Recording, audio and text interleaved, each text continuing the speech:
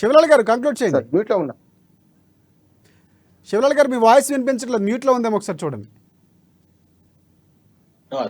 Okay, right, అయితే మన వెంకటరెడ్డి గారు అయినా సరే, బండారి రామ్మోహన్ గారు అయినా సరే, మన బిఆర్ఎస్ రామ్మోహన్ గారు అయినా సరే, నేను ఒకటే, నాకు ఏదో పదవి వస్తుందా పదవి లేదా అనేది ఆల్మోస్ట్ ఆల్ 60 సంవత్సరాలు దాటింది. ఇప్పటి వరకు ఉద్యమాలలో ఉన్నాము, పార్టీలో ఉన్నాము. 42 సంవత్సరాలు 43 సంవత్సరాల నుంచి పార్టీలు ఉన్నాము. ఎవడు మనల్ని గుర్తించినా గుర్తించకపోయినా మనకు హైకమాండ్ నుంచి, మా పార్టీ హైకమాండ్ నుంచి అధికారంలో ఉన్నప్పుడు 25 ఏళ్ల కిందనే నాకు ప్రశంసలు వచ్చినాయి. కాకపోతే అది లామినేషన్ చేసి దగ్గర పెట్టుకోవడం తప్ప ఇంకా ఇంత ఇచ్చలేదు. మనం అడ్డదారి పోయేది లేదు, పైరవీలు చేసేది లేదు. ఇప్పటిదాకా ఏం చేయలేదు, ఇప్పుడు ఏం చేయలేం. కాకపోతే పార్టీ ఐడియాలజీకి పనిచేస్తున్న పార్టీ గుర్తించాలా ఒకటి. వీళ్ళు చేసే తప్పుల వల్ల పార్టీకి చెడ్డ పేరు రావద్దు అనేది నా ముఖ్య ఉద్దేశం.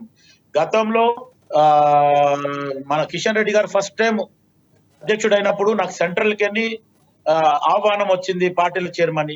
అదే కాకుండా టిఆర్ఎస్ బిఆర్ఎస్ రాకముందు కూడా 2007 లో గిరీష్ సాంఘి గారికి సన్మానం చేసి ఇదే కేసీఆర్ గారు పద్మారావు గారు ఇంటికి వచ్చిన రోజు నన్ను పిలిస్తే అక్కడ పోయినాం. అప్పుడు కాంగ్రెస్ పార్టీ టిఆర్ఎస్ అలయన్స్ తో పోరాడిన టైము. అప్పుడు కూడా నేను కేసీఆర్ గారితో మాట్లాడడం జరిగింది. కేసీఆర్ గారు డైరెక్ట్ టిఆర్ఎస్ భవన్ కి నీకు ఫోన్ వస్తుంది, నువ్వు పార్టీలో జాయిన్ గా అని చెప్పిండు. అవసరం అయితే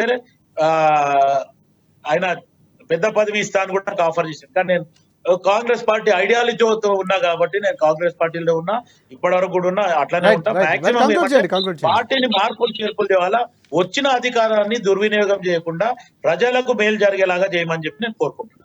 right right thank you Rammohan గారు, శివలాల్ గారు. ప్రధానంగా మీరు